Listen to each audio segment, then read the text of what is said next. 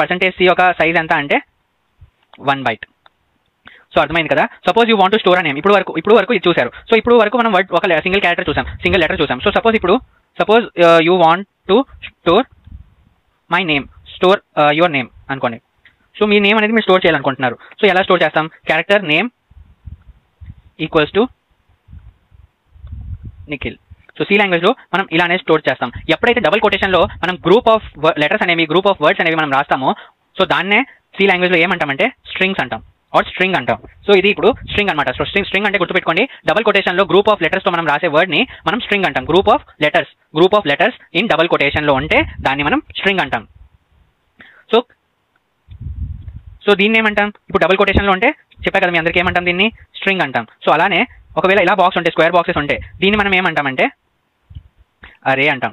అరే అంటారు, ఆర్ అరే అనొచ్చు, మీ ఇష్టం. సో బాక్స్లో ఉంటే, స్క్వేర్ బాక్స్లో ఉంటే దాన్ని అరే ఆర్ అరే అని అంటాం. సో దీన్ని మనం, సో దీని ఫార్మాట్ స్పెసిఫైయర్ ఏంటంటే %s అనమాట. సో %s అంటే సో ఇది ఎందుకు స్ట్రింగ్ డెఫినేషన్ ఏంటంటే group of characters or letters, మీ ఇష్టం ఏదైనా అనొచ్చు. It is also called character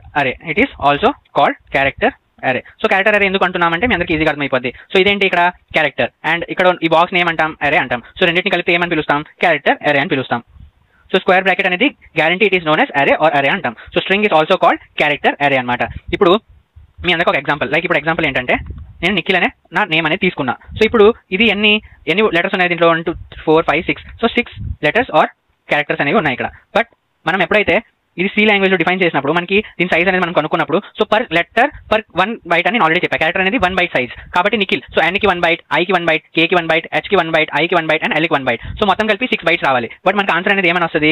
7 bytes అనేది వస్తుంది. సో సేమ్ అలాగే ఒకవేళ నేను హైదరాబాద్ అని తీసుకున్నా, సో హైదరాబాద్ అని తీసుకుంటే నాకు ఎంత రావాలి?